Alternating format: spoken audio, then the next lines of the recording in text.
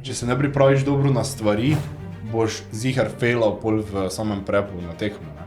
In boljši kot je off-season, boljši bo pol prep. Lažje bo šel skozi. Marsikomu je to terapija in samo en novi način samodestruktivnosti, ampak za nekaj pozitivnega, malo, veš, da imaš neki benefit z tega, ne. Z bodybuildinga ne moreš preživeti finančno, s tekmovanj ne moreš nikakor živeti. Dejansko tisti izgled, ki ga iščemo, traja samo tiste zadnje, mogoče en dan, 2 dni, drugače se pa celo leto pripravljaš na tekmo. Psihični učinki so definitivno ful prisotni. Večino časa izgledaš čisto drugače kot tisto, kaj se vidi na odru. Nismo ful velika zagovornika prehranskih dodatkov, smo bolj zagovornika zdrave prehrane. Ti, ko vneseš en hormon, ti ne veš, kakšni metaboliti se tvorijo. Vzljubiti moraš lifestyle. Če tega nimaš, pol brez veze vse skupaj. Ne prehitevaj.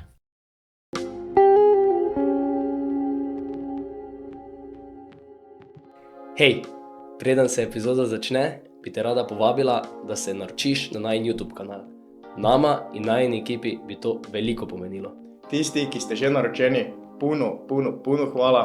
Zdaj pa se vidimo v naslednji epizodi. Uživaj! Pozdrav! Fabijan, Sara, hvala lepa, da sta se odzvala na vabilo prvo. Za povabilo. Danes smo rekla, da se bi malo pogovarjali o bodybuilding industrije, ki sta tudi sama. Pa mogoče šla tudi na ono stran, ki se ne govori toliko v medijih, pa tudi da samo razložita, da tudi ljudje dobijo malo širšo sliko, pa tudi midva, seveda. Tako da, mogoče najboljše, da kar začnemo. Seveda. Kako se je vse skupaj začelo, mislim, ki se je začela bodybuildinga, pa kaj je bilo tisti poglavitni razlog, da si je odločil, jaz pa bi rad svoje telo izpopolnil, oziroma večji bi rad zgledal, kakorkoli. Ja, najprej še enkrat hvala za povabilo. Z veseljem deliva svoje izkušnje, ker vidiva, da se večinoma vsi srečujemo z nekimi podobnimi stvarmi. Tako da, ja, zdaj najina pot se je začela najprej ločeno in potem sva združila moči v tem svetu. Tako da v teh najstniških letih dejansko, ko se malo iščeš, pa ne veš točno še, kaj je tvoja pot pravzaprav. In moja se je začela bolj iz vidika tega, da sem želela narediti eno spremembo v življenju. Zaradi pač psihičnih stvari, zaradi tega, ker v najstniških letih smo čustveno malo bolj labilni in zaradi raznih pač takih depresivnih izkušenj, nihanj. Tako da dejansko sem začela najprej samo z vadbo, z hojo, potem z treningi kickboksa in potem se je dejansko pojavila želja potem, da bi izoblikovala telo in postala močnejša in imela trebušne mišice. In nekako takrat sem se zaljubila v šport in v to, da nenehno se spuščam v neke izzive in v nove stvari. Tako da ja, potem se je ta ljubezen razvijala skozi padce in vzpone in še zdaj se to nadaljuje. Ja, približno enako, tako smo bila časovno opredeljeno, ne, jaz sem začel 2011 na tudi, ti si še celo malo prej, ampak ona šla dejansko iz neke splošne vadbe, jaz sem bolj začel direktno, ko sem stopil v fitness, sem rekel, to je za mene, ne, čeprav 2-krat sem probal vmes in prvič sem failal, to je prvi letnik srednje šole, fail totalen, 2 meseca hodil, pusto vse skupaj, ni bilo nič, nobenega rezultata. Pol drugi letnik tudi failal, ne. Pol pa tretjič sem rekel, zdaj moram, ker sem gledal film Fast Five, ne, in tam sem videl Dwayne Johnsona, kak je, ne. Sem rekel, jaz moram nekaj narediti, ne. Pa nekako sem začel delati pravilno, to meni, imel sem enega kolega, ki mi je malo pomagal glede prehrane, mi je razložil približno, kak jest beljakovine, pomembnost tega, hidrati, maščobe, približen plan, tak. Malo mi je namignil, samo kak bi naj izgledal, sem si nekaj dal skupaj, pa sem začel, te pa se začelo po enem mesecu že poznati, ne. Spravi, večje roke, malo rame, moč je šla gor, skvati so bili dobri, ne. Pol pa te kar potegne ta napredek, ne, in že po par mesecih nekako, ko gledaš te videe, pa te buildere, mi smo takrat še gledali, te Jay Cutlere, pa Phil Heath, pa tudi so bili najbolj popularni takrat, Ronnie Coleman, ne, še glih končeval svojo kariero, sem nekako rekel, hočem probati tekmovati, pa videti, se probati v tem, in dejansko že po 2 letih sem stopil bolj na oder, ne, oziroma Ja, točno 2 leti potem, ko sem začel trenirati, sem stopil na oder. Seveda pod taktirko trenerja, absolutno. Pol pa se je karijera pač nadaljevala, ne? Leto zatem, se pravi 2014, sem tudi tekmoval, potem vedno je bilo mednarodno tekmovanje, nikoli nisem bil na nekih državnih prvenstvih, ker jih niti ni bilo. Potem 2015 tudi, 2017 sem potem šel spet, pa 2019 je bila v bistvu moja zaključna tekmovalna sezona. Ne? Teda tu je bila neka kratka moja pot. No. Dejansko mi smo se srečala 2015 na račun Facebooka in tekmovanj in vsega tega, ker ona je bila takrat v koperski tej bodybuilding sceni, družbi, ne? In nekako smo se našla prek Facebooka. Potem ja, jaz sem tudi tekmovala 2014 in mi je bilo ful všeč. In potem sem se dejansko pripravljala tudi 2015 in tisto leto ni šlo v redu, sem prišla do ful močne izgorelosti in takrat sva se mi dva spoznala in takrat se je to močno zanimanje za bodybuilding, za človeško telo, za vse, kaj se dogaja, pač resno razvilo in sva videla, da hočeva biti več kot samo tekmovalca, več kot športnika in dejansko pomaga drugim. Tako. Ja. Ja, pol trenerska pot se je sicer malo kasneje začela, ko smo že bili skupaj.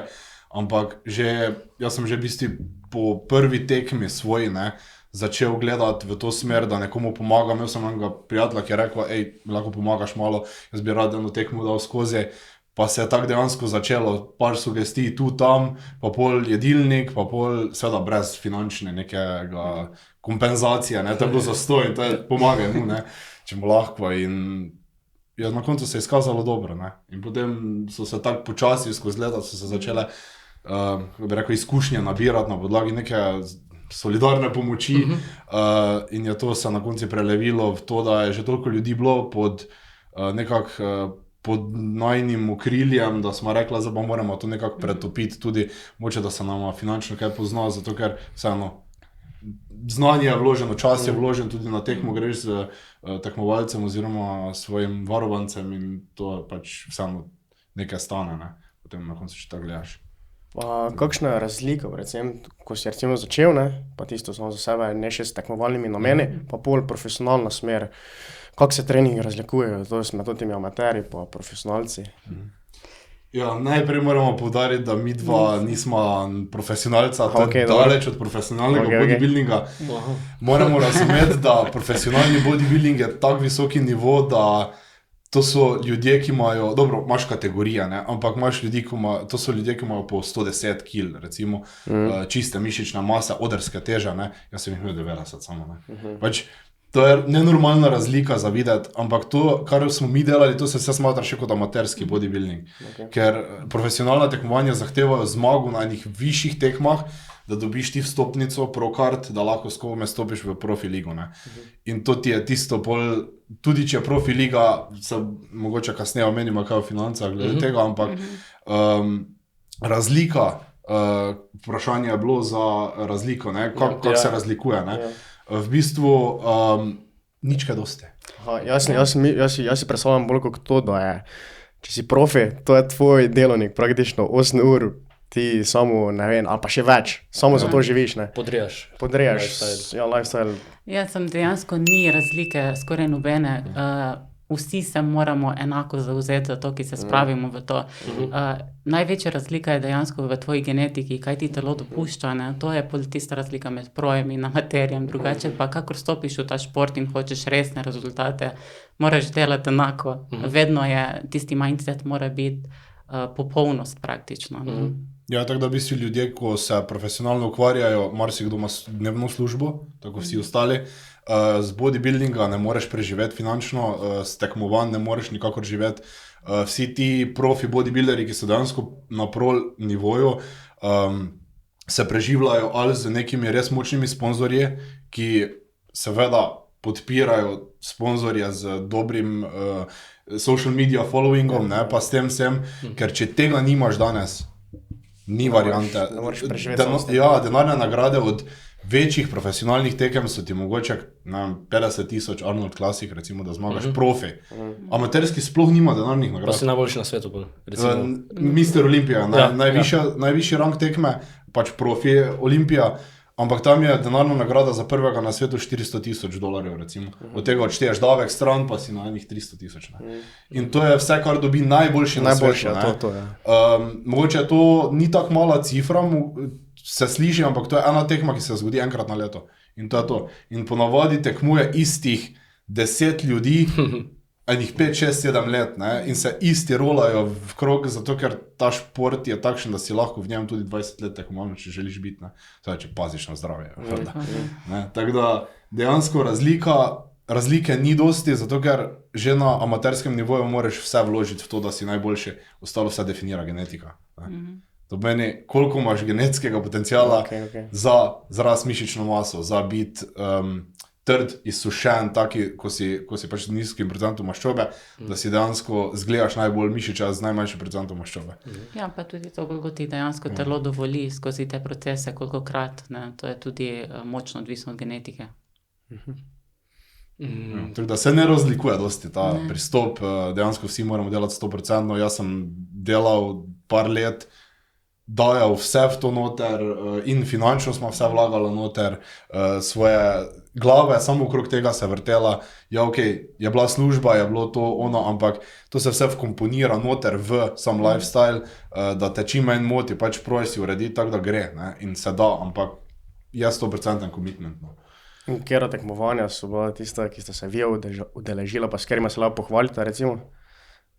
Jaz sem se udeležila dejansko v Kopru, v IBFF federaciji 2014, to je bilo pod okriljem Madžaroviča, svetovno prvenstvo, pa v Franciji sem bila, pa v Italiji, ja, evropsko je bilo to.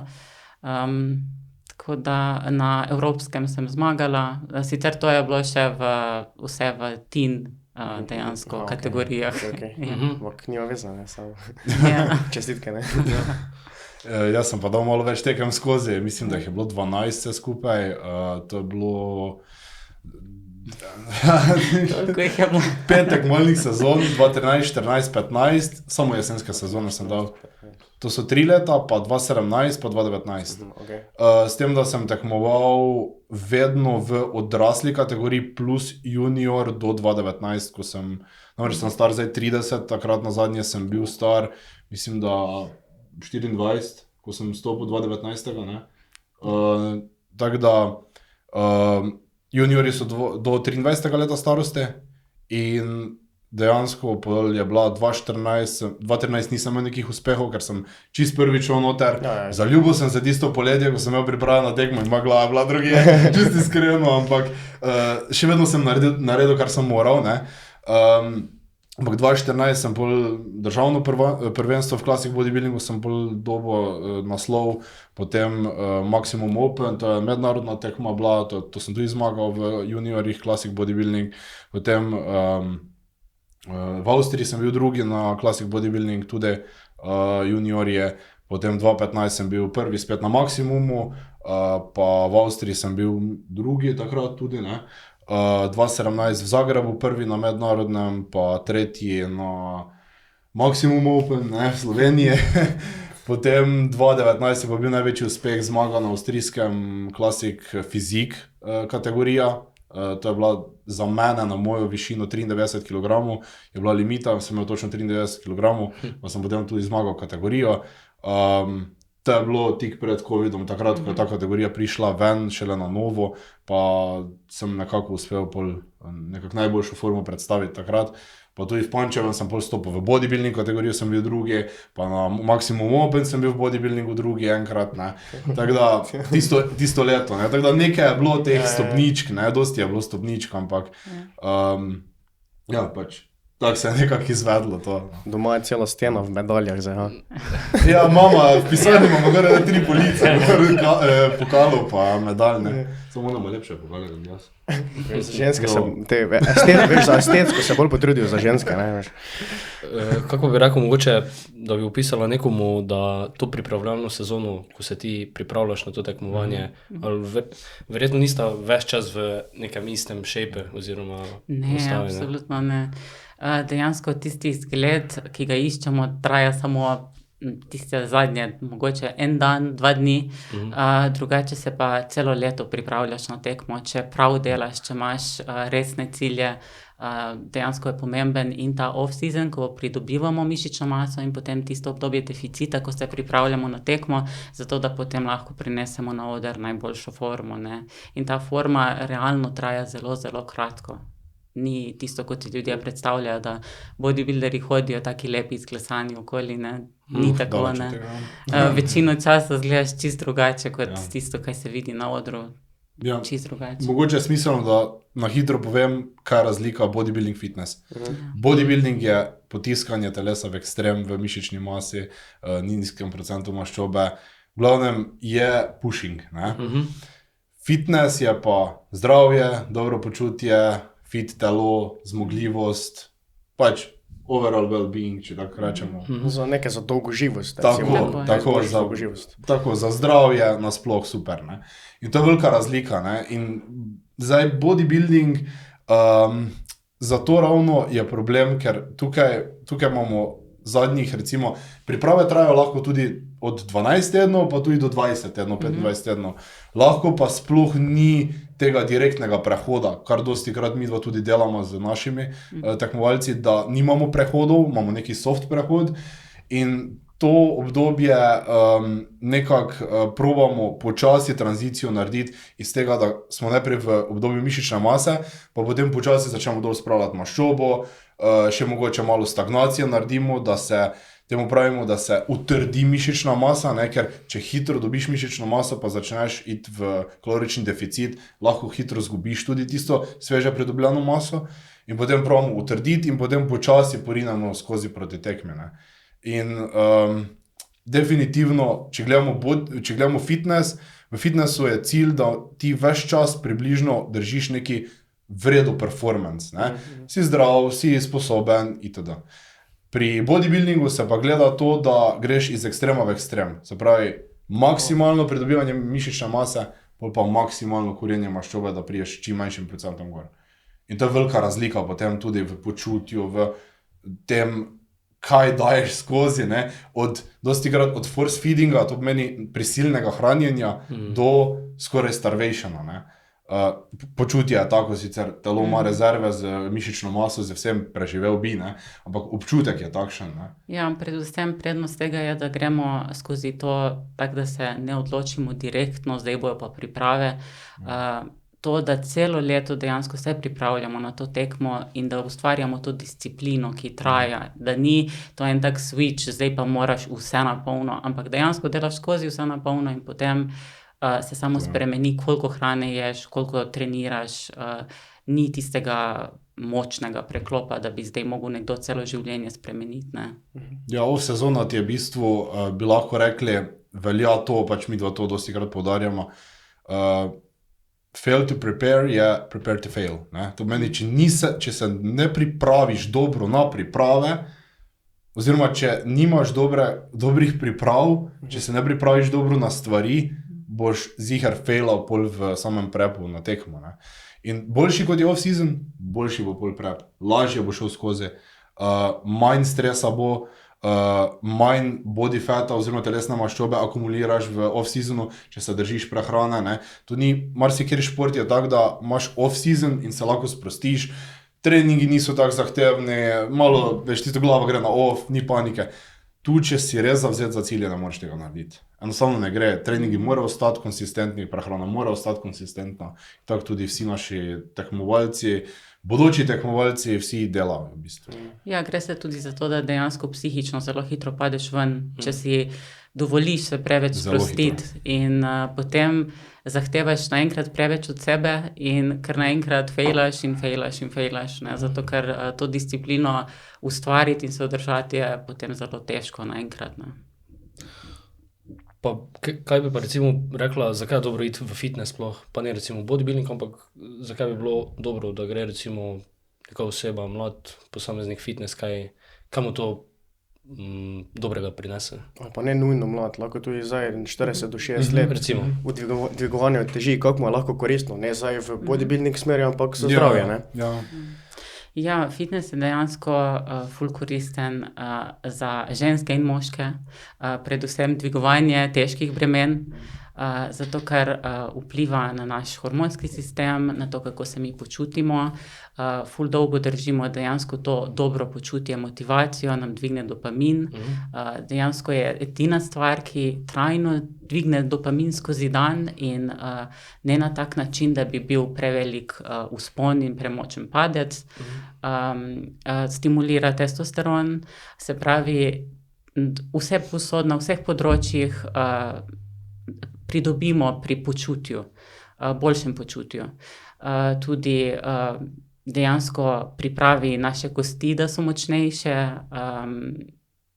Vse posod dejansko pride do izboljšav. Dosti je nekih benefitov. Ne? Tako, ja. Tudi moramo se zavedati, da mišična masa te ohranja, te rešuje. Je zelo pomembno, da imamo čim več, to ne pomeni v ekstrem, ampak pomeni v naravnih vidikih, več ko imaš mišične mase, več imaš na nek način zaloge in s tem lahko tudi podaljšaš svoje življenje.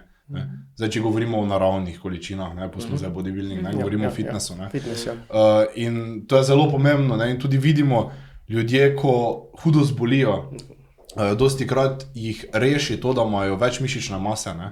Tisti, ki imajo več načeloma, bodo v boljših pogojih, da preživijo skozi kakšne hujše bolezni, ki jih dajo skozi.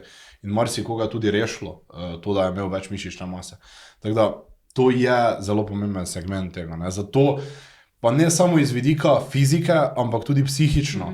To, da najdeš nek interes, kaj si želiš, da se neko svojo identiteto iščeš. Recimo, jaz sem rabil ful pri sebi, ko sem bil v najstniških letih, sem se ful iskal. Jaz sem sicer šel z razloga, ker sem pač hotel izgledati dobro. Ne? Ja. Ampak vidim pa, da dosti pomaga ljudem, da si najdejo nek hobi, nek interes, pa vlagajo energijo v nekaj pozitivnega.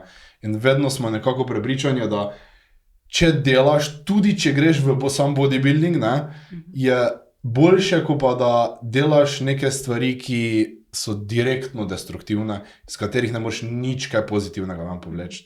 Verjetno veste, kaj govorim.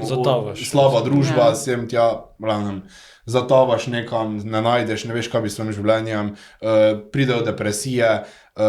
Po drugi strani je tudi meni in njej trening, terapija, na nek način glavo si sprostiš, greš na trening, daš ven tisto jezo, agresijo, ki jo imaš v sebi, akumuliraš nekaj, pa čez dan moraš zadržati in to je tudi razlog med drugim, da sproščaš te negativne emocije, ki jih imaš, tako je rekla, dopamin se dvigne, stres se najprej sicer dvigne s treningom, potem pa se spusti zaradi tega. Ja, tako je, ker mišice so le organ vitalnosti in nam pomagajo potem tudi pri presnovi glukoze boljše, kar pomaga, da preprečimo razne težave z krvnim sladkorjem, tudi z pritiskom kasneje in seveda z previsokim stresom. Ne? Ker kakor predstavimo stres z vadbo, dejansko potem zmanjšujemo overall stres skozi dan. Ne? Smo bolj nekako odporni na drugi stres. No? Pa ni nič sramotnega, ne? Da ne vem, nešek je že starejši, pač kar jaz ful opazim, da se sramujejo tega, da ne vem, znaš pa začel, tam z najmanjšimi teži dvigoval med samimi dobrimi ženami. Tako da ni to nič, ne. Svetujeta vsakemu, da začne... Sploh starejšem. Ja. Ko si ti mlad, tebe še drži, hormoni te držijo, vitalnost te drži že po naravi, ker si v svojih najbolj zrelih letih, zaradi reprodukcije, zaradi vsega. Starejši, ko si, bolj je pomembno, da bi začel neki weight training, pač trening z utežmi, ravno zaradi tega, da si ujačaš telo, ker starejši, ko si, bolj si izpostavljen nekim boleznim, ki so lahko potencialno tudi nevarne za življenje in s tem si krepiš nekako telo, da lažje preboliš to. No. To je nekako osnova. No. Ja, pa večina ljudi se ne zaveda, da tudi mi, ki smo še toliko časa v tem, gremo večkrat skozi ta nihanja, da dejansko sami sebe ne dohajamo, kje smo včasih bili. Ne?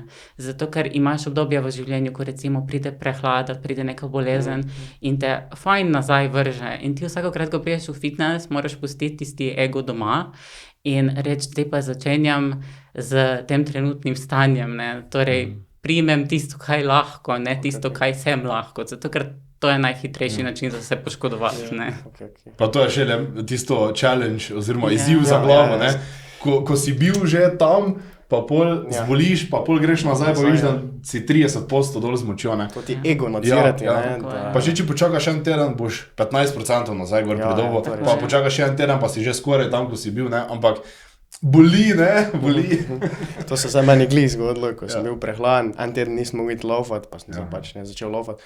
Pa je bilo, pa daj, bi šel, ne bi šel, ne. Bom se rejši pozdravil, to vzel za kup, da je malo težje, ampak bo se vrnilo to, ne. To so to ti paci, ampak vedno si na konci više, ne. Ja.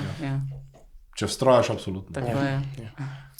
Na dolgi rok se vse je izidelo. Absolutno, ja. Kako pa bi rekla, da recimo zdaj, ko smo pri nekem amateru, pa recimo nekem bodybuilderu, ki hodita oba fitness, prehrana razlikuje, oziroma kaj bi rekla, bi se mogel recimo nešče, ki hodi fitness, tudi držati tako striktno prehrane, pa nima ciljev bodybuildinga, ne? Ali ima samo pač tisto sliko v glavi, ali pa recimo videla, ki sta se na tekmovanje pripravljala, ne? Ki so mogoče razlika pa tudi v profesionalnem športu, kako se to pripravlja. Kakšne pomeno sploh hrana, da sploh dosežeš tisto željo, tisti cilj končni, ki ga si želiš, ne? Ja, zdaj dejansko ni potrebe po tako striktnem prehranjevanju v fitnessu, kakor pri bodybuildingu, ne? Kot začneš hoditi v fitness, seveda bi ti moglo biti v interesu, da ješ čim več beljakovin, da probaš zaužiti nekaj ogljikovih hidratov, fajn je, da te ogljikovih hidrati so pač bolj kompleksni, da je več vlaknin tudi zraven in seveda tudi nekaj maščob, ne. Zdaj, fajn je se čim prej spoznati z živili, z hrano in dejansko si potem nekako skombinirati 3-4 obroke na dan, to dostikrat je nekako dovolj za začetnika in se nekako igrati s hrano, mogoče si ne prehitro postaviti premočnih okvirjev, zato ker to dosti ljudi prestraši oziroma jim ni za vsak dan jesti enako, pa tudi realnost je taka, da danes je na trgu toliko različnih živil, beljakovinskih in vsega, kar lahko izkoristimo za kvalitetno hrano, da ni treba, da jemo tisto klasično, kot smo včasih poznali, piščanca Pariž, pa je to, ne. Zdaj, pri bodybuildingu je pa druga zgodba, ker dejansko moraš vzljubiti to disciplino, moraš si narediti red, kdaj ješ, ob kakih urah približno ješ tudi, zato da ti grejo vsi obroki v dnevu skozi. In potem mi tudi lahko jemo precej raznoliko, zdaj odvisno od vsakega posameznika, koliko časa ima v dnevu za si pripraviti hrano, kaj mu najbolj paše, zelo odvisno, no. Eni jejo enolično hrano čist, drugi pa pač si pripravljamo obroke zelo raznolike. To je potem, kaj ti tvoje življenje dopušča in okoliščine, ne. To so ti meal prepi, ne. Tako je, Ko si jih delajo za 5 dni, pa jejo 5 dni isto. Ja, sem mi dva delava. Ja, ampak vsak čas.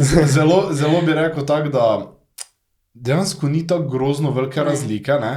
Razlika je samo, kako tempiraš ti količine hrane, ne. Se pravi, bodybuilder dela namensko. On dela namensko, da zgubi telesno maščobo, pridobiva na telesni teži zaradi mišične mase, ne. Medtem ko v fitness smeri ti hočeš jesti samo toliko, koliko rabiš, da pokrivaš svoje regeneracijske potrebe, pa da se počutiš dobro, pa da vseeno imaš neki mali performance increase, ne. Se tudi, če v fitnessu, če se nekdo loti, pa rabi, ne vem, 20 kg shujšati, bo moral tudi on deficit začeti delati, ne. Ampak gre za to, da dejansko hrana se ne rabi dosti razlikovati, je samo koliko daleč potiskaš zadeve. Ja, je bolj sam režim, ne, zato ker pri bodybuildingu mi dejansko tehtamo vsako stvar, ki jo damo v en obrok, ne, kot pa v fitness smeri tega ne rabiš delati, lahko delaš bolj po občutku, ne. Mi si recimo tudi beležimo, kako se počutimo po določeni hrani, ne, tako da potem veš, kaj ti odgovarja, kaj ti ne za prebavo, ker prebava je ključnega pomena za dobro regeneracijo, ne. Pa kako razbijate to enoličnost prehrane? Kako vam to uspe? Mislim, ne moreš je razbiti. Zdaj, da boš vsaki dan jedel čisto različno od drugega dneva, nemogoče. Pač najdeš si hrano, ki ti odgovarja in enostavno pač moraš vedeti, da ta hrana je gorivo za telo. In tudi fitness temelji na tem.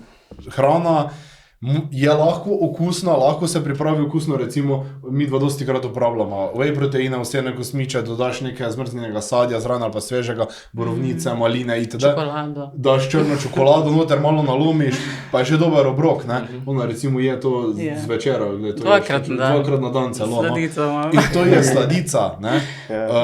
Tako da ne rabi biti enolična slaba hrana, samo moraš vedeti, kaj ti paše, kaj ti je dobro, pa tudi ona čez čas, pa jaz tudi recimo pri določenih obrokih se jih naveličaš čez čas, pa si tisto, zdaj pa moram nekaj novega najti, pa si vzameš, ne vem, prej si jedel, ne vem, whey, pa ovsene kosmiče, tako sem prej rekel, pa pol začneš jesti, ne vem, skir, si vzameš v trgovini, pa še kaj podobnega zraven, ne. V glavnem da se pokombinirati marsikaj, samo malo moraš kreativen biti. Zdaj, edini čas, ko je malo večja razlika, je ta predtekmovalni čas, mogoče zadnjih 8 tednov, ko začneš, ko več nimaš kaj dosti pobirati stran od prehrane, ne, ker že malo ješ, ne. Potem pač začneš pucati ven. Večino hidratov gre ven iz večine obrokov, ne moreš si več privoščiti nekih takih fancy stvari, kak so par koščkov čokolade zraven, ne, ker to so najmanj kvalitetni viri, pa črna čokolada. In jo pač to prvo izločiš, ne, ker ti iščeš kvaliteto v svoji hrani, ker tisto malo kaj poješ, hočeš da kvalitetno, ne. Tako da, ja, no, tudi ko si tako lačen, potem več nič ne kompliciraš, hrana je hrana in samo hočeš jesti. Ampak to je bodybuilding, ne, fitness je pa, tukaj smo prej rekla, ne, da se da marsikaj. Drugače pa koliko imava raznolike obroke čez dan, midva sva že toliko let navajena tako jaz, da si dejansko ne predstavljava tega, da bi šla normalno v trgovino si nekaj iskati in da bi jedla vsak obrok nekaj drugega, ne. Midva jeva že zadnjih 10 let, odkar sva skupaj jajca za zajtrk. In nič se ne spremeni. Kaj pa se vam bilo tako težko odreči, recimo, ne vem, pizza, hamburger, recimo, da ste takrat... Če je sploh kaj bilo. Mislim, tak je, ko si tako močno noter z glavo v tem, ne razmišljaš o cheat mealih, ponavadi je pač cheat meal je, mi dva to imenujemo drugače prosti obrok, ne, ker je bolj nekako lepše se čuje, ne, in je tisto tudi na jedilnikih, ki si jih pišemo, pa drugim pišemo, napišemo prosti obrok, ker cheat meal, dejansko ni cheat meal, je planiran prosti obrok, ne. Torej, če je planiran, ni goljufanja, ne, ker cheat meal bi bil, imam za jesti to, kar imam, pa grem pa ga zaserem, ne, malo švinglam nekaj, ne. Šteješ si kalorije, tisto, pač, kako imaš že, ne vem, plani, recimo. Ne, tega se ne poslužujemo, ne, hočemo imeti strukturiran plan lih zaradi tega, da veš, da si zihar vnesel neke dobre vire hrane, ne. Ne delamo po makronutrientih, ne, da bi zdaj rekla toliko beljakovin na ta obrok, hidratov, maščob, ampak si predpišemo jedilnik vnaprej, da veš, da ješ kvalitetna vire. Ja, ta prosti obrok pa ponavadi priporočava tako, da je kako družinsko kosilo ali pa kak event, ko se družiš z ljudmi, ko ponavadi ne pretiravaš lih kaj, koliko poješ, ne, in se ustaviš pri normalni meri, ne, tako da to je bolj tak za psihičen oddih kot karkoli drugega, no. No, je pa v bodybuildingu na koncu, recimo v pripravah, ne, priješ do točke, ko enostavno imaš več faz lakote, ne. Tista prva lakota, ki jo doživiš, ko začneš deficit delati, je lačen sem, kruli mi, pa sem pač rad bi nekaj pojedel na hitro, ker imam prazen želodec. Pol je tista druga faza lakote, ko več nimaš tiste aktivne lakote, ampak ko si ves čas tak rahlo po rahlo ti rabi neka hrana, ampak še ni prehudo. Funkcioniraš, ampak pozabiš na to. Ni več tiste aktivne, močne lakote v želodcu, da bi se ti krčil, ne. Tretja faza je pa, ko dejansko več sploh ne čutiš lakote, ampak ekstremna izčrpanost. Vse, kar je hrana, kar zgleda približno kot hrana, se ti sveti. In bi tudi tisti obrok, tudi če kuham piščanec, pa riž, se ti lušta, pa bi ga rad pojedel, ne. In takrat tudi opazimo čisto drugačne cravinge, ne. Takrat se lahko vse spremeni, takrat ne craviš več navaden junk food, ampak dejansko sol, maščobe, kako meso, kaj ki telo ključno rabi, ne. Zanimivo je to, kako se spremeni. In to prav faze so, ko greš skozi njih in čutiš to razliko v potrebi, ne. Od aktivne lakote do tega, da je čisto pasivna, zgolj že tisti starvation mode stradanja, ne, da telo ti jasno govori, ok, samo jesti moraš, karkoli boš, samo jej. Pa kaj to je lahko vpliv tega, da si ti recimo prej bil navajen dosti jesti, ne? Pa ne vem, si raztegneš želodec, saj so tako predstavljeno, ne. Nima to veze s Nima tem. veze. Ne, pa vseeno to traja vse skupaj kar en določen čas, ne, in zato, ne vem, ta prva aktivna lakota je lahko prve 2-3 tedne, ne, in potem si ti že toliko v tem sistemu, se telo da navadi. telo se prilagaja, ne, tudi metabolično se telo prilagaja, ne, tako da, ja. Ja, pol to, ne, kar se zgodi, je posledica nizkega sladkorja, nizkega procenta maščobe, telo gre ven shutdown, začne hormone začne spuščati. Ne govorimo o spolnih hormonih, govorimo o vseh drugih metaboličnih hormonih, ki delujejo.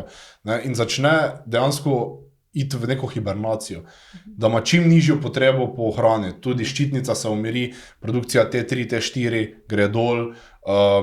To so v bistvu pol side efekti tudi takih diet. Ne. In ko smo tako lačni, da dejansko več ne čutimo te lakote, ponovadi se zgodi tudi to, da vse manj spiš. Zato, ker telo je konstantno v visokem stresu, je konstantno alert, ker čaka na hrano in dejansko spiš zelo malo. Lahko je 5 ur, vse kaj dobiš ali pa še manj. Ne. V bistvu te zbuja, da bi se vstal pa šel loviti hrano. Dejansko je to. To je tudi primarni... Sanjaš hrano. Ja, Ja, to je tudi taki primitivni instinkt človeka, ne. Zgolj nagon dela, ne. In včasih se zgodi, greš spat, komaj zaspiš ob 11, pa se zbudiš ob 4 zjutraj, odpereš oči, pa Si ready. ja, bi šel, ne. Samo šel bi na hrano, ne. Razumem. No, kaj pa priporočate tako za jemanje prehranskih dodatkov? Jemljate kaj? Ja. Predvidevam dva, ne? Ja, zdaj načeloma nismo ful velika zagovornika prehranskih dodatkov, sva bolj zagovornika zdrave prehrane, to, da dobiš čim več skozi prehrano, ker dejansko lahko dobimo vse tam, ne. Uporabljava pa mi dva realno pač čim manj prehranskih dodatkov, ampak koristiva pa D3, kak C-vitamin, sploh zdaj, ko je pač tako čudno vreme, v zimskem času, potem Tako uporabljamo ashwagandha, ashwagandha, ja, za znižanje stresa občasno. Pa kaj še koristiva, kak je omega-3? Omega občasno Ja. tudi, ne. Pa seveda whey proteina, ampak to To bolj pa- štejemo kot splošni prehrani, ne. Tako, ja. Ne štejemo jih niti kot dodatek, ker je v bistvu vir beljakovin, ki ga direktno uporabljava. Dejansko dodatke štejemo zgolj kot dodatke, ne. To pomeni, probamo vse, kar nujno rabiš dobiti iz prehrane. Dodatki so pa samo tista stvar, ki mogoče za voljo zdravja, pa zaradi boljšega počutja vzameš kot dodatno, da pač mora biti, če ne dobiš dovolj iz prehrane, recimo jaz imam težavo, da ne jem skoraj nič zelenjave oziroma je ne jem. In je kar problem, no. Moram res vnašati pač vitamin C, D3, pa take stvari dodajam direktno zraven. Vlaknine Ne. dodajava. Vlaknine dodajamo zraven, kaj je že v obliki tega psyllium huska, indijski trpotec. Ne. Tako da pač probamo nekako pokriti to, ne. Zdaj, nismo pa neka zagovornika podobnih stvari, kak so BCA-jke, EAA, pa kaj podobno. Smo se igrali s tem leta nazaj, ampak ne verjamemo, da je to karkoli izboljšalo nekomu bilo kaj, če je oseba vnašala dovolj beljakovin na dnevni ravni. Kaj pa recimo kreatin pa magnezij? Ja, tudi kreatin ima ogromno pozitivnih efektov, sploh v zadnjih letih se dosti govori o tem, tudi kako dobro nevrološko vpliva na nas, tako da definitivno priporočava kreatin vsakemu praktično. Tam tudi 5 do 10 gramov na dan Ja. lahko komotne. Pa ta problem, ne, ko pravijo, ja, kreatinin ti uniči ledvica, lahko se pojavi na krvnih testih v obliki kreatinina, ne, povišanega, ampak ni to problem, no. Tudi če ga zaznajo potem v urinu, recimo, ali pa čem takem, ni problema. Zato, ker ti ga sintetično sintetično umetno ga vnašaš kot dodatek in potem telo ga izloči, če ga ima preveč, ne. Tako da načeloma ni nevaren za uporabo, drugače pa, tako sem že prej omenil, ne, razne BCA-jke, EAA, pa te stvari, ne, če ti zaužiješ dovolj beljakovin, take stvari sploh niso potrebne, ne. Je pa res, da marsikdo začne to uporabljati, pa reče, ja, se ful boljše počutim. ja, boljše se počutiš, zato ker imaš premalo beljakovin v osnovi. Ne? Kaj pa recimo, tu se še pri prehranskih dodatkih, te pre-workoute pa te stvari, to se še mogoče dotakne? Ja, zdaj mi dva našim realno ne predpisujeva nič. Nisva zagovornika toliko teh stvari, zato ker vse ti dodatki oziroma pre-workouti stimulirajo naš dopaminski sistem. In tega dejansko nočemo toliko stimulansov iz vseh strani, ne?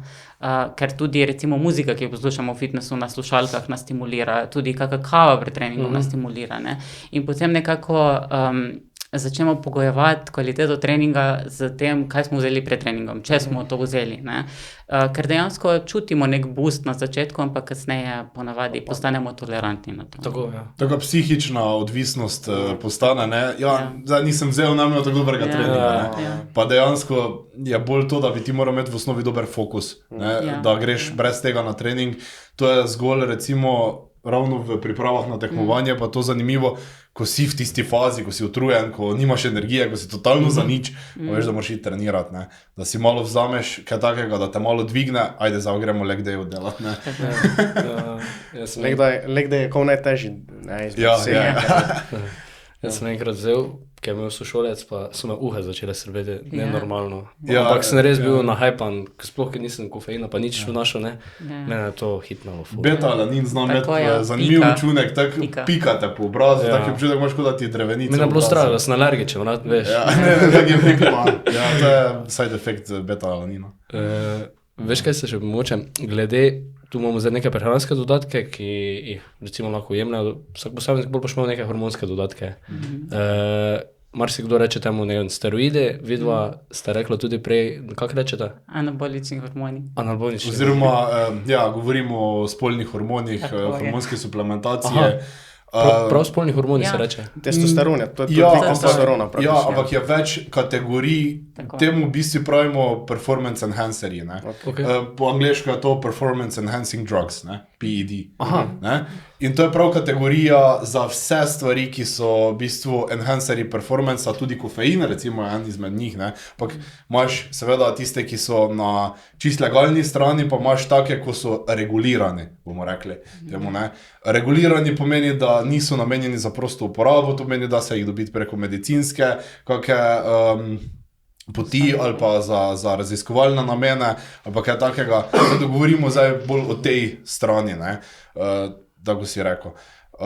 Ja, v bistvu, ja, pač v bodybuildingu je precej tega, bi rekel, da če smo iskreno, zdaj imamo eno tekmovanje, ne, čisto tak, 100 tekmovalcev, mogoče, ajde, če odbijemo ženske, ker ženskih kategorij je malo več, so recimo bikini kategorija, pa take kategorije, ko ne zahtevajo dosti mišične mase in se da tudi naravno stopiti na oder. Recimo bi lahko rekli, da več kot 90% je takih, ki uporabljajo neke regulirane performance enhancerje.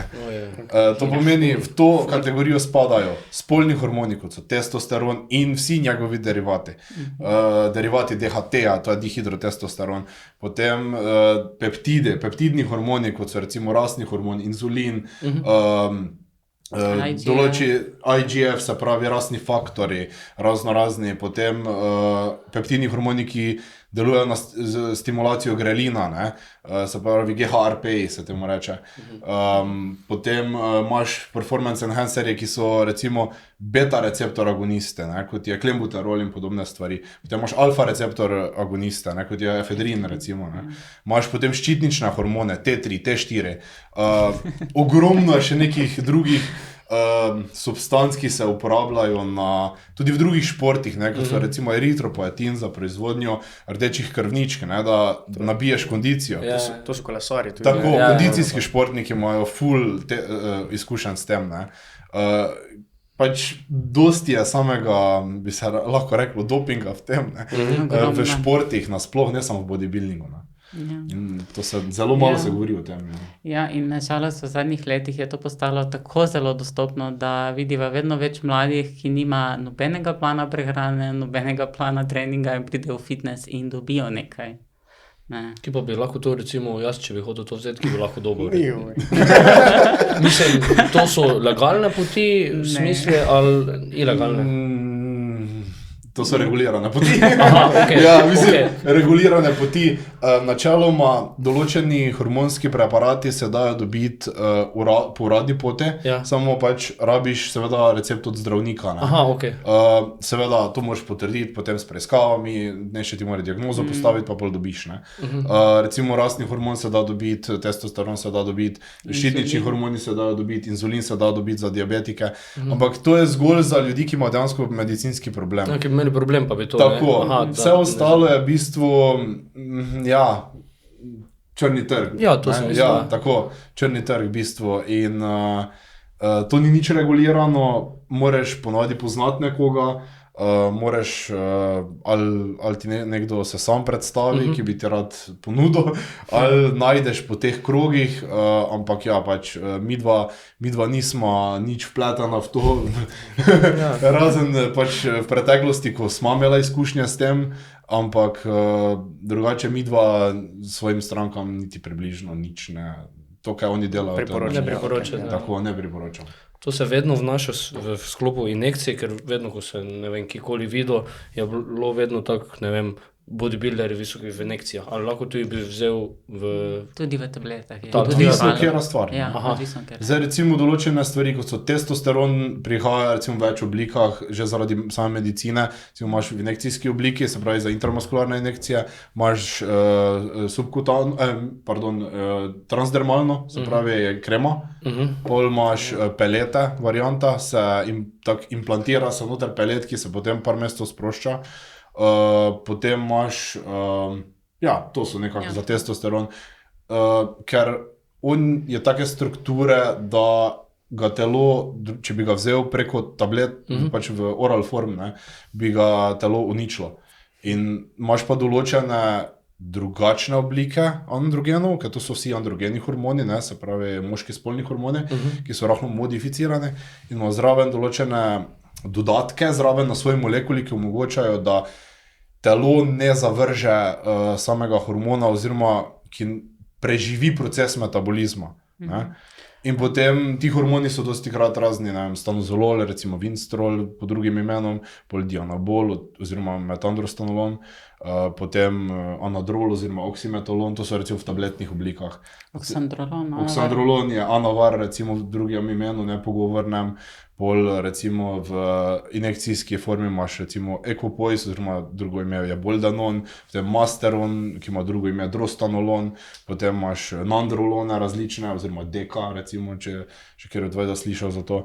Tako da, imaš razno razne, imaš. Jaz edinega, ki sem pač tako zasledil, ne spremljal neke fejstote scene, ampak tren. Trenbolonija. To je glih, to ti testosteron tudi. Ni čist tak, je moški spolni hormon, ampak je modifikacija, ne. V bistvu je modificiran nandrolon. Nandrolon je strukture, to je cela veriga, ponavadi imenska napisana, ampak mi jih imenujemo 19-NOR, zato ker se začne ime cele molekule z 19, črtica, NOR, testosteron, bla, bla, bla. Ne? In jim pravimo 19-NOR grupa. Ne?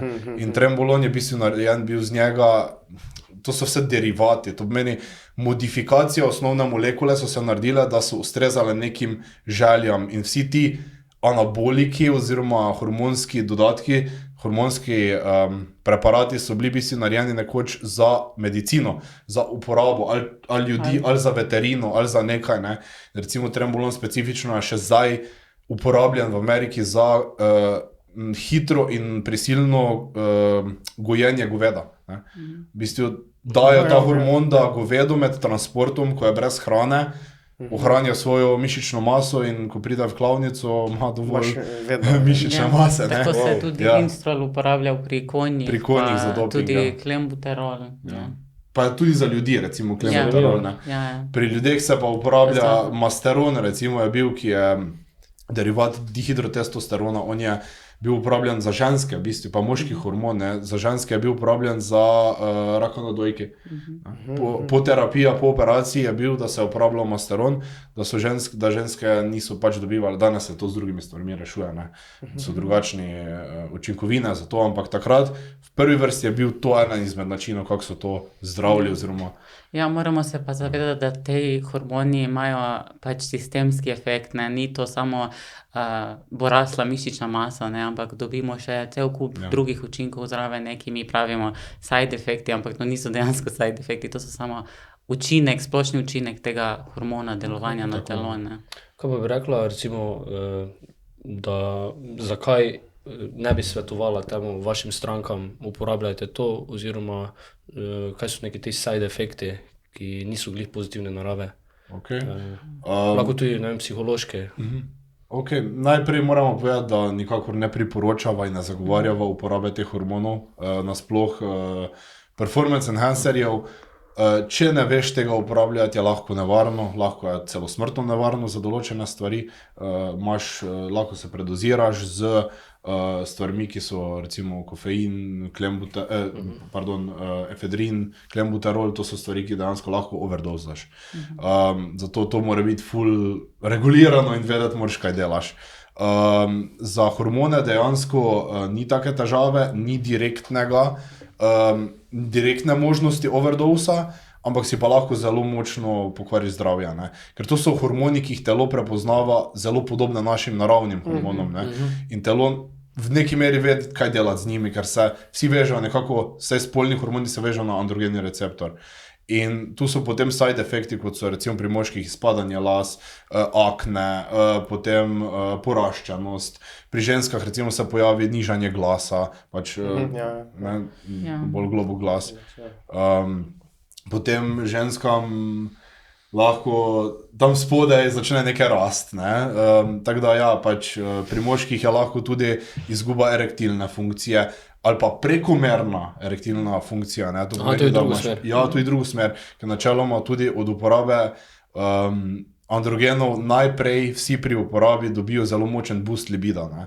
Močen boost libida, enhanced sexual performance, potem se pa lahko hitro zgodi, da tudi z uporabo to pade in pade tako, da je praktično libido na nule. Seveda to je odvisno od balansa tvojih hormonov, ne? Estrogen, testosteron oziroma androgeni, estrogeni in tudi drugi hormoni, ki so vpleteni. Ja, seveda tudi zelo odvisno je, kaj delamo takrat, ko to uporabljamo. Če smo recimo v off-seasonu ali smo v deficitu, v pripravah pač na tekmo. Zato, ker naši hormoni se tudi v telesu drugače uporabljajo oziroma pač izražajo, ko smo omejeni z osnovnimi funkcijami, ne? Ko naše telo deluje upočasnjeno, ne? Tako da lahko določeno aromatazo oziroma pač stranske učinke opazimo bolj izrazito, ko imamo vse na voljo, ko telo ima dovolj hrane, ko je spočito, kakor recimo pred tekmo, ko smo praktično skoraj mrtvi, no. Je pa dosti odvisno od samega telesa, najprej od tvojega DNK-ja, kaj se bo zgodilo, zato ker niso vsi moški podvrženi plešavosti, recimo, ne. In nekdo, ki je podvržen, bo začel uporabljati nekaj, pa mu bodo lasje odpadali nenormalno in bo zgubil lase zelo hitro. Nekdo, ki pa ni podvržen, pa lahko ima še pri 70-ih celo polno glavo las, pa je celo življenje uporabljal neke hormonske dodatke v nadnaravnih količinah, seveda. Tako da, to je definitivno vezano na tvoj DNK, pa na vse to, ne. Tudi prej omenila aromatazo, ne. Tudi pretvorbe hormonov, recimo aromataza je pretvorba androgenov v estrogene, ne. To je en proces, ki se preko aromataznega encima zgodi in to je vse odvisno od tega, koliko imaš ti teh encimov, kaj se dogaja potem na tem nivoju, ne. Genetika je praktično največji faktor pri tem, kako se odzivaš, no. Tako da bi lahko rekli, da je to nekako odvisno zelo od človeka, od takega posameznika. Jaz sem tudi zasledil nekje, da vpliva tudi na agresijo, ne, pri določenih lahko. Škoda, da se tega prej nisem dotaknil, ja. Psihični učinki so definitivno ful prisotni. V prvi vrsti je lahko zelo močno izboljšanje počutja. To meni si bolj samozavesten, boljše se počutiš se, kot da si na vrhu sveta, bolj alfa, po moško rečeno, ne. Ampak po drugi strani lahko zelo hitro preide v stanje, ko imaš povišano razdražljivost, bolj hladen si lahko, ne. To meni manj čustven na nek način, za neka taka ženstvena čustva, bolj v tem smislu, ne? Se pravi, prijaznosti imaš manj, sočutja imaš manj, potrpežljivo, se pravi, vse neke karakteristike alfa, nekega liderja, ne? Ki mora biti zelo hladen, pa se znati odločati, ne? Po drugi strani pa lahko te pa vrže v tako grozno, hudo čustveno stanje, da si po domačem totalna jokica, ne? Samo to je pa pol odvisno od nivoja hormonov, kaj se dogaja, ne? Zato ker ti, ko vneseš en hormon, ti ne veš, kakšni metaboliti se tvorijo, tako sem prej omenil, ne, se hormoni pretvarjajo, recimo iz testosterona v estrogen preko aromataze, se lahko tudi v druge metabolite pretvarja, ne, in koliko, to je odvisno od genetike, in potem kak ti metaboliti, se pravi ostanki ali pa pretvorbe teh drugih hormonov vplivajo na tebe, je pa pol odvisno, kaj se s tabo dogaja, ne? In to je spet različno od človeka do človeka. Ne? Ja, je pa definitivno odvisno od tvoje predispozicije, ne? Od svoje genetike, spet koliko udari na agresijo, koliko ne, kakšen človek si, nekaterim realno skoraj nič, ne? Nekaterim pa zelo močno. Ne? Kaj pa tisto, ko recimo nešče jemlje te prehranske dodatke, oziroma, kako smo rekli, hormonske, ja, pa pol neha jemati in pač ni recimo takega učinka, kot je bilo prej. Ja. In potem ta psihološki vpliv tudi verjetno lahko pri velikih. Abstinenca od hormonskih Ni ravno abstinenca, oziroma pač naši hormoni, kakor ostanemo brez suplementacije, začnejo počasi postopoma se vzpostavljati. Če seveda delamo vse, kar smo delali prej, prav. Ne? Če zdaj mi, ko zaključimo neko kuro, temu se reče kura, ne? Začnemo ne hoditi več v fitness, ne jemo več pravilno, ne vem, se začne recimo piti več alkohola, je za naš sistem zelo težko vzpostaviti spet ravnovesje, ne? Ker naš sistem se bo vedno trudil priti nazaj gor, ne? Ampak zdaj včasih se tudi zgodi, da se ne da več vzpostaviti tega, odvisno od genetike spet. Ampak se definitivno pozna psihološko, zato ker prihaja do hormonskih nihanj, ne? Ki prej niso pač bila tam, ne? In mišice niso več tako trde, moč rahlo pade, in motivacijo predvsem zgubimo, zato ker zgubimo ta nivo testosterona, ki je tako močno povezan tudi z dopaminom. Ne? In tako da se pozna ponavadi upad, ampak takrat nas najbolj rešuje ta rutina, da ostajamo dlje v tem, kaj smo, nadaljujemo v tem, kaj smo pač delali prej. Ja, ti predvsem dogaja se to, da vsi ti hormoni dejansko na nek način povzročajo shutdown naravnega sistema. Pač vsi umetno vnešeni hormoni nekako motijo sam naš naraven sistem. Tak spolni hormone, ne, testosteron pri moškem, estrogeni pri ženskah, tak tudi recimo rasni hormon, če vnašaš tvega naravnega, v bistvu začne zavirati. In ravno ta rebound je problem, ne. Ko ti nehaš, si naenkrat brez hormonov. In tukaj lahko prihaja do psihološke odvisnosti, to pomeni, da si odvisen od svojega izgleda, to te pogojuje, to je tvoja identiteta, potem ko nehaš, se ta naraven cikel mora spet spostaviti, kar lahko traja več mesecev, ne. Ti si lahko za eno kuro shutdownaš, oziroma zapreš naravno produkcijo tudi za pol leta, ne. In rabiš dolgo. To je 2-mesečna kura, te lahko stane leta dni recoveryja. Ja, je seveda odvisno od tvoje starosti tudi. Ja. Zato pa je recimo problem, da danes ljudje več ne delajo tako, so nekoč, ko so šli na kuro, pa so pol šli off, pa so naredili ta post-cycle therapy, se temu reklo, z določenimi drugimi učinkovinami si v bistvu boostal svoj naraven sistem gor, da malo hitreje se vzpostavil. Zdaj je ful popularna stvar blast and cruise, to pomeni, imaš obdobje, ko imaš kuro, pa imaš obdobje, ko si na nek način na ali hormonski nadomestni terapiji, to pomeni, ti še vedno vnašaš sintetični testosteron, recimo, ampak ga vnašaš toliko, koliko bi tebi naravno telo proizvajalo. Kar pomeni, da se teoretično odpoveš svojemu naravnemu sistemu in si konstantno leta uporabljaš in si uporabnik sintetičnih hormonov, ne. To pa pač lahko pomeni zelo negativno za plodnost, ne, na dolgi rok. Pač ni rečeno, da nisi ploden, ampak zna pa zmanjšati precej neke možnosti, ne. Pa tvoj sistem, tudi če se enkrat zgodi, da hočeš nazaj recovery narediti, se zna zgodi, da ne priješ več nazaj na svojo naravno produkcijo, ne. To meni, nimaš več možnosti. Je pa tudi seveda odvisno od tega, kaj začnemo jemati, ko začnemo jemati stvari. Zdaj, testosteron sam bo bistveno hitreje šel down v naš sistem, kot recimo, če začnemo z oralci na začetku, rabi pač nekaj več časa, da pride do popolnega shutdowna testosterona.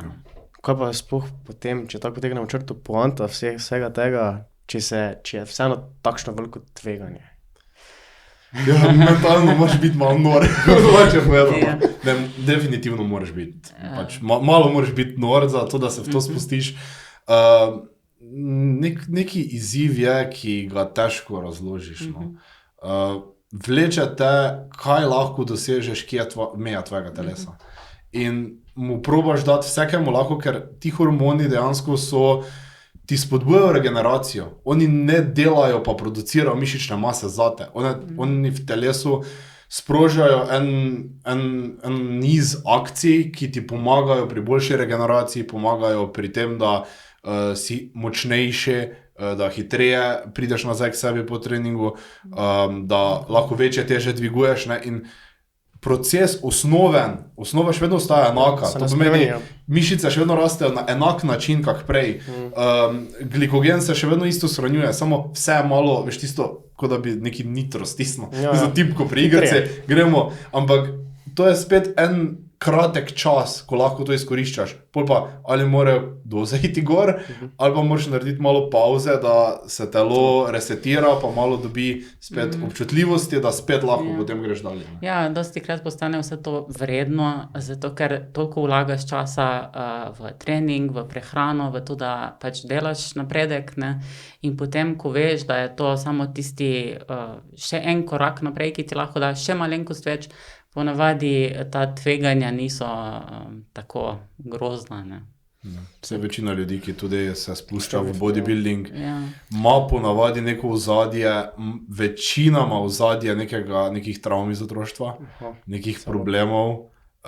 Dobro, jaz sem en takih, ko nisem do tega na srečo. Medtem, ko ti si šla iz depresije, recimo, pa z takih izkušenj, marsikomu je to terapija in samo en novi način samodestruktivnosti, ampak za nekaj pozitivnega, malo, veš, da imaš neki benefit z tega, ne? Ampak drugače pa je kot neko kanaliziranje energije v neko smer, ki ni izključno negativna, ne? Ker človeška narava je, da smo naravnani k samodestruktivnosti, pač jaz se tako verjamem, ne? In to je en pozitiven način, da vseeno nekaj pozitivnega ven spraviš z tega, ne? Ja, pa zdaj poleg tega, ne vem, opažamo predvsem pri ženskah, da ženske, ko se damo v ta šport, ustvarimo nek tak, skoraj bi rekli lahko OCD mindset, ne, tak kompulziven glede tega celotnega urnika življenja, ne, da potem, ko pride do tiste točke, da moraš samo še nekaj narediti, sploh ni vprašanje več, je absolutno ja, ne. Kako bi rekla bolj, da se recimo bolj odgovorno s tem, oziroma za to fitness industrijo, da ne zapadaš v neki ekstremizem? Ekstrem se tako rodi v tebi, ne? Tako, če se ta lučka prižge, bolj se prižge, ne? Ker redko kdo si želi potisniti v ekstrem, ki že sam v sebi ne čuti te, kako bi rekel, ena taka demonska energija je notri v tebi, ki ti govori, pejdi naprej pa stisni, ne? In če tega v osnovi nimaš, ponavadi se hitro nekako zjasniš, kaj si želiš v življenju, pa kaj si ne želiš, ne? In marsikdo od tekmovalcev tudi poskusi iti na eno tekmo, pa potem vidi, da to ni svet, v katerem hoče biti, ker vidi, da je preveč in mentalnih nekih izzivov in vsega, se potem hitro zaključi, ne? In tudi sama smo dosti takih strank imela že, ki so pač šla na prvo tekmo in so rekli, ok, par mesecev po tej tekmi so rekli, ok, to pa ni za mene. In ja, pač je na nek način se da, mislim, bolj na nek način varno pristopiti, samo je dobro, pač, da imaš nekoga, ki res ve, kaj dela v ozadju, ne. Zdaj, pravilen pristop k temu je definitivno dober trener, ki ve, kaj dela, informiranje glede stvari, potem to, da nekako si pripravljen na posledice, ki na koncu vidiš, da nikoli nisi, vedno te pride, pa te nekaj udari po glavi na koncu. Ne? Tako da, kaj ti misliš? Ja, nekega dejansko prav varnega pristopa celotni situaciji ni ful odvisno od takega posameznika. Ne? Mislim, da je definitivno dobra izbira trenerja ful pomembna, zato ker trener te lahko na koncu potem vodi skozi ta tvoja nihanja, celotna, tudi psihična, ki se zgodijo, ne? Te haje in te low, ne? In ti potem tudi pove, kdaj je primeren čas za nekaj potisniti in kdaj ni, ne? Zato ker dostikrat, ko smo sami v tem, nas popolnoma zanese ta fokus, da enostavno potisnemo predaleč. Pretiravati začnemo, po domače povedano, na vse možne načine, kako se da, ali z prehrano, ali z dodatki, z bilo čem. Ja, in stvar je v tem, da ko začneš pač uživati v teh izzivih, ne vidiš več meje, tiste prave, zgubiš razum po eni strani. No. Je oblika mazohizma. Ja. Verjamem. In ja, tako smo rekli, ni nekega varnega pristopa, pač je harm reduction, to pomeni, delamo vsi vedno k temu, da se delajo krvne slike redno, da se tudi k osebnemu zdravniku napoti čim več krat, ne? Se pravi, da tudi nekdo profesionalen nadzira za bilo koga to gre, tudi za te tekmovalce, recimo, ki so v naravnem bodybuildingu, ne? Tudi ti tekmovalci v bistvu iščejo pa gledajo svoje rezultate krvnih slik pa tako dalje, da vejo, kaj se dogaja z njimi. Ne? Ker tudi ni nedolžno, tudi naravni tekmovalci imajo kasneje hormonske težave in to ne male. Tako da, ja. Ampak vseeno tudi, če si na hormonskih dodatkih, trening isto zgleda, ne? Ali moraš več trenirati? Ja, isto zgleda dejansko. Pač, dobro, če si čist naraven, moraš res bolj paziti na regeneracijo, ne? Mora biti večja skrb, ne? Ampak drugače je pa trening čisto enak. Pa isto je za moške pa za ženske, ni sprememb praktično. Pač, vse, kaj je to, da hitreje postaneš močnejši in kakor hitro postaneš močnejši, so spet tvoje potrebe po regeneraciji večje.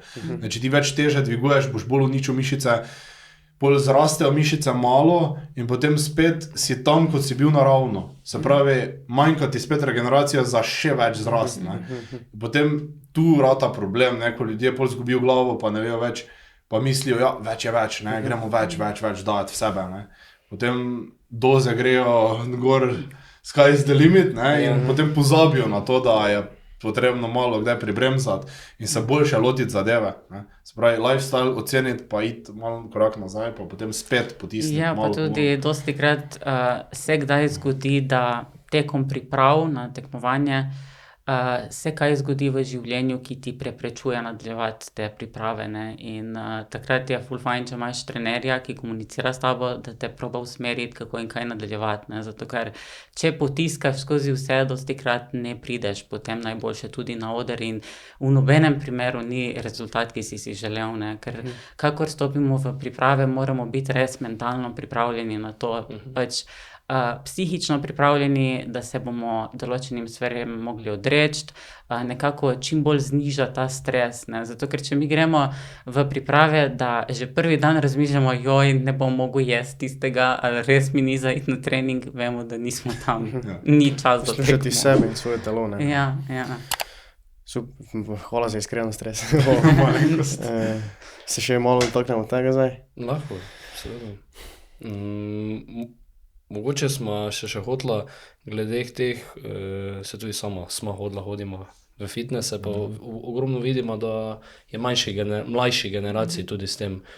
Pa mogoče te odvisnosti, oziroma ko iščem mlad v fitnessu, kaj smo mi, tudi sam sem iskal ogromno nekega smisla, pa kdo sem tudi skozi fitness. Kaj sta mogoče tudi takrat vidva, ali pa mogoče za mlade generacije, vseeno sta videla tudi tu uspela kot profesionalca, pa kaj mogoče vidita kot populacijo mladih, ki je zdaj to postalo popularno, pa potem še lahko naprej. Definitivno bi rekel, eno ključno stvar, ne prehitevaj. To je maraton, to ni šprint, to ni tek na kratke proge, to je maraton. Rabi svoj čas, rabi potrpljenje, prej ko si zgradiš neko dobro disciplino, prej bodo rezultati, ampak to disciplino treba držati, to traja leta in leta. To ni projekt enega leta, pa 12 tednov, pa tako dalje. Ne. To je stvar, ki jo moraš delati zelo dolgo, da se ti potem nekaj obrne na nek način in brez pričakovanja, ker ti danes na jutri ne vidiš napredka. Ampak je tudi compounding efekt, ne.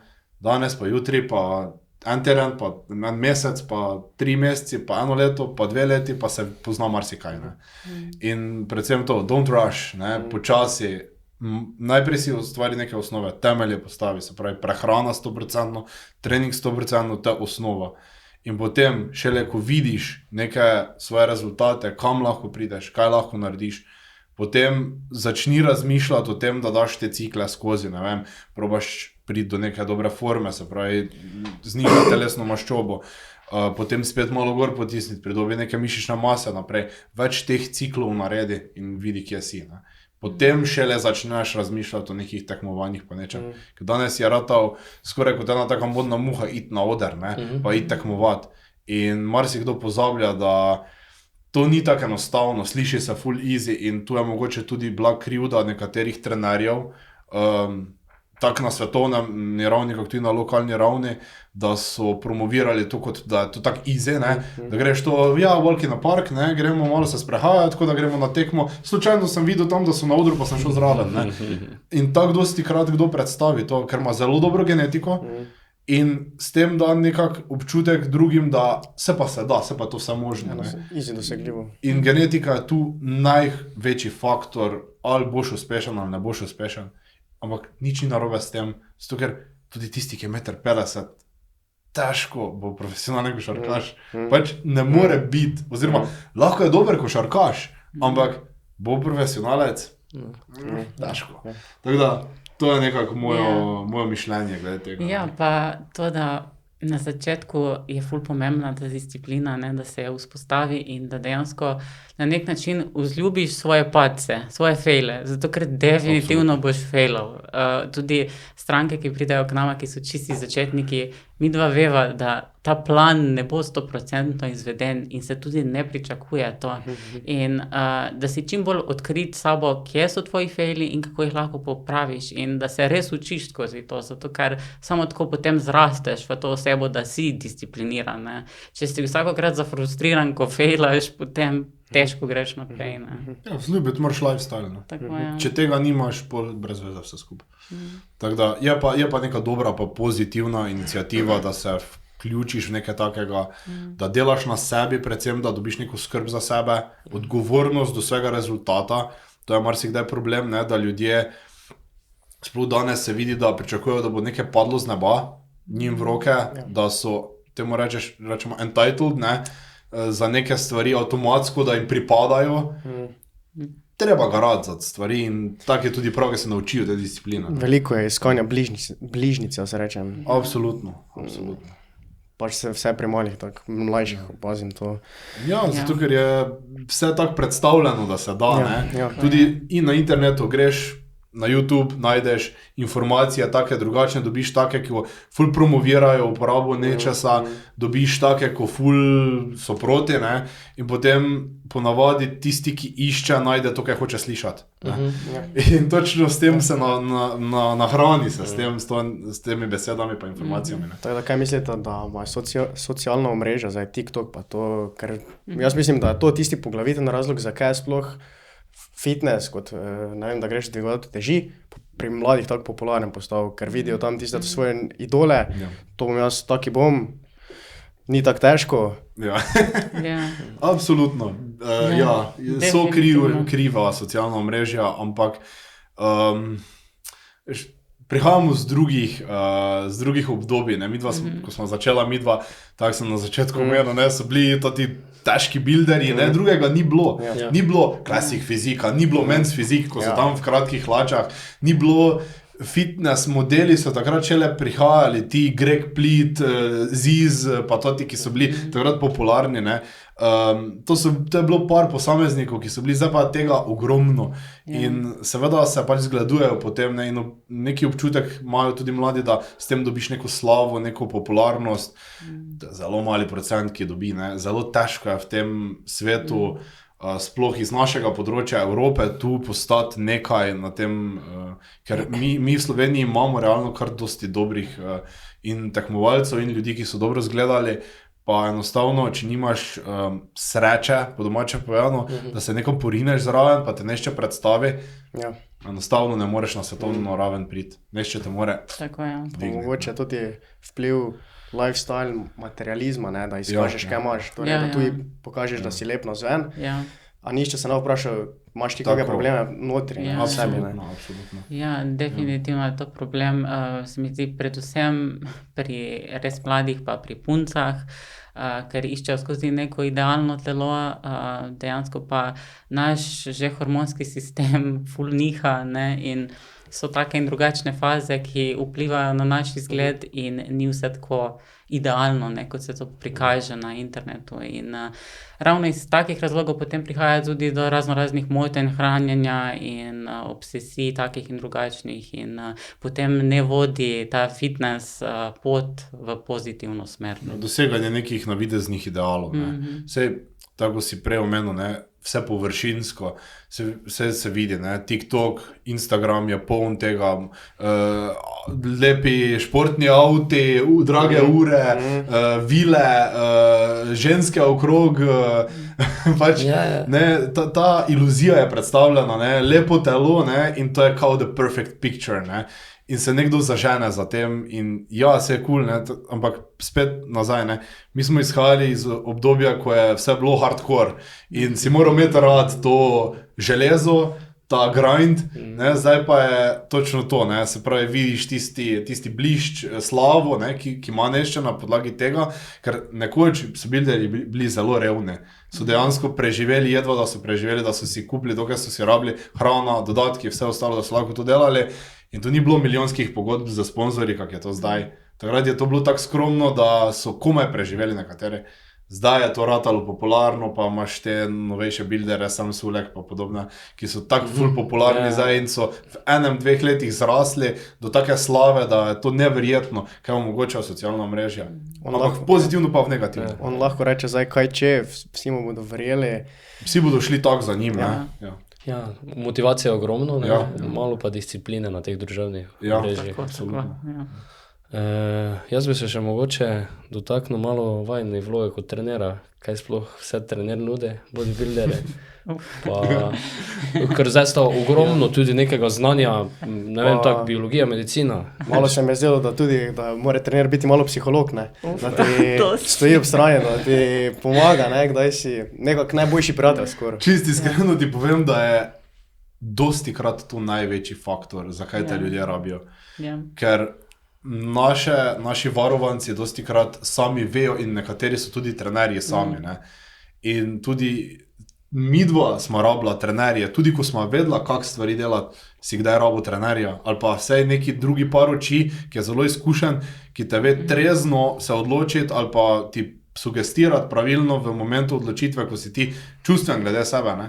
Ja, dejansko je to najbolj pomembna vloga trenerja, zato ker na koncu vsi na tem področju delamo zelo podobne stvari, ne. Hrana je podobna, treningi so podobni, ampak največja vloga trenerja je ravno to, da zna dobro poslušati osebo in kaj mu govori in kaj ta oseba rabi, ne. To je tisti največji čar.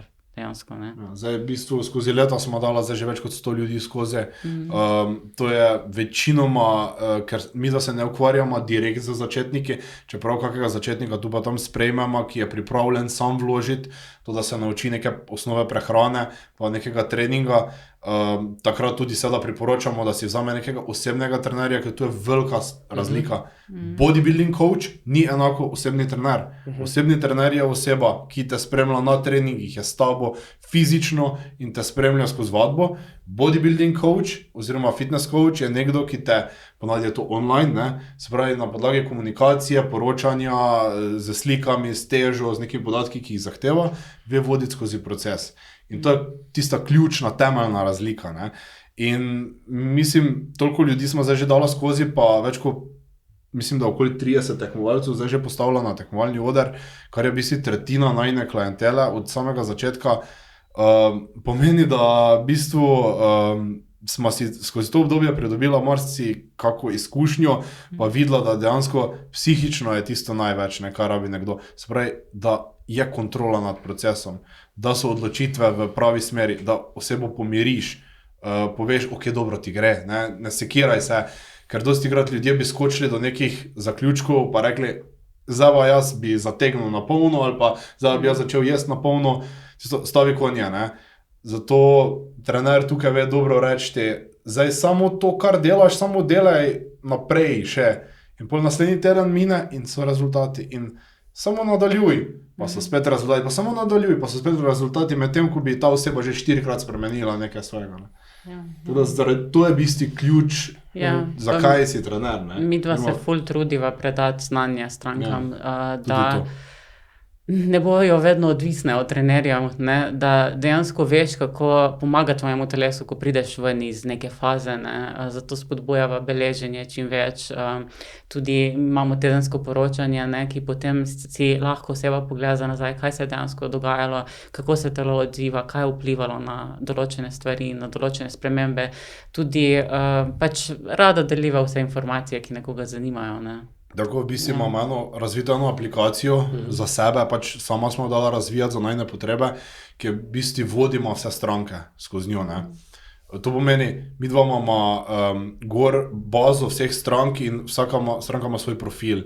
In ona na profilu ima gor jedilnike, aktualnega plus vse stare, ki so bili naloženi, treninge gor naložene, ima en obrazec za oddajo poročila oziroma check-ina, to pomeni, tam noter vpiše minimalno težo, maksimalno težo tistega tedna, trenutno težo, ko se slika, spodaj priloži slike trenutnega izgleda zjutraj na tešče, potem napiše se noter splošen opis tedna, kaj je bilo pomembno od prebave, spanca, počutja, kaj je potem kaj na treningih potekalo slabega, dobrega, kjere vaje so bile problem, ki so bili dobri seti, slabi seti, kvaliteta spanca, motivacija, vse to, kar je pomembno za nas, da mi dva bo lahko zelo objektivno in trezno pogledamo zadevo in se tudi odločimo za nadaljevanje, ne. Se pravi, ali bomo spremenili prehrano, ali bomo spremenili trening, ali bomo spremenili dodatke, ali pa ne bomo sploh nič spremenili, pa gremo samo naprej, ne.